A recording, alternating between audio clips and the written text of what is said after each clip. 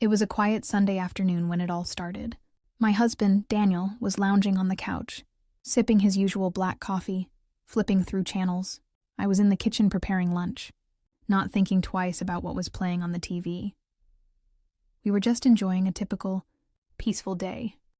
Nothing felt out of place until it did. He stopped on a news channel. I heard the tone of the anchors shift suddenly, from calm to urgent. Something in their voices made me pause. I looked over to Daniel and saw him staring at the screen, his face blank, coffee forgotten in his hand. "Are you okay?" I asked, stepping closer. He didn't respond.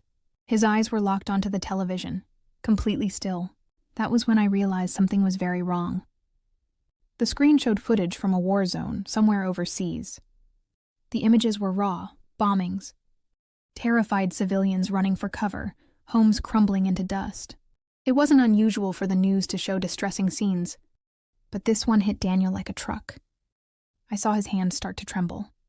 I rushed to turn the TV off, but he stopped me. "Leave it," he whispered, his voice cracking. His eyes were watering, his breathing shallow. That's when I remembered.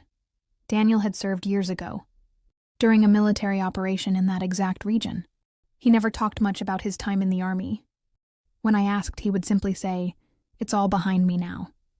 But now I realized it wasn't. It had never been behind him. He had just buried it deep, pretending it didn't exist. That footage, just a few minutes long, had opened something inside him that he had fought for years to keep shut. He stood up abruptly and walked into our bedroom, closing the door behind him. I didn't follow immediately. I gave him space. Maybe that was a mistake. Hours passed, and I found him sitting on the edge of the bed, staring at the floor. His eyes were red, his hands clasped tightly. I sat next to him and gently touched his arm. "Do you want to talk about it?" I asked. He looked at me with a pain I had never seen before. "It's the same village," he said finally. "The same one from back then. I thought it was gone. I thought it was over." He broke down. I held him as he sobbed. Deep, broken sobs that shook his whole body. He hadn't cried like that since his mother died. Over the next few days, Daniel changed. He became quiet, withdrawn. He barely ate.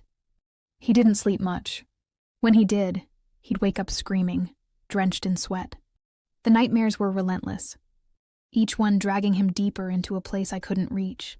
I urged him to see someone, a therapist, anyone. At first he refused.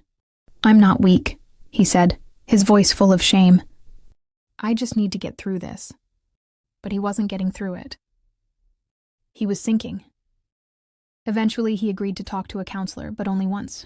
He came back even more shaken. "I can't do this," he said. "Talking about it just makes it worse." So he stopped. And he shut me out too. He stopped going to work, stopped returning calls from friends. He would sit for hours, staring at the wall, lost in memories I couldn't see. The Daniel I knew, strong, funny, kind, was disappearing before my eyes. There were times I wondered if I should show him the video again, let him face it head on. But the first time had shattered him. I was terrified a second time might break him completely. I did what I could. I stayed close. I cooked, even though he barely touched the food. I talked, even though he rarely answered. I kissed his forehead at night and held him through the nightmares, whispering, "You're safe now." But it never seemed to reach him.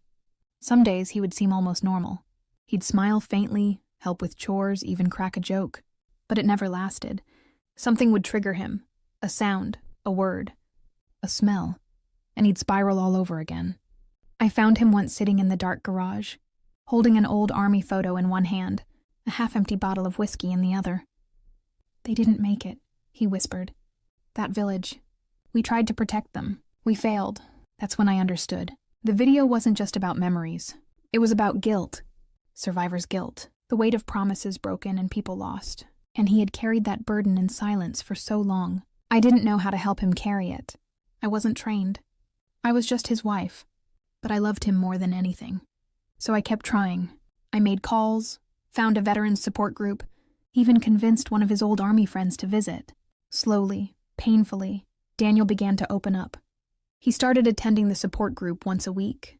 He began writing in a journal, something the counselor had once recommended. He still struggled, but he was trying. That mattered.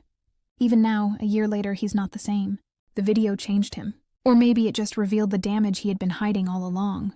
Either way, something inside him broke that day, and I don't think it'll ever fully heal.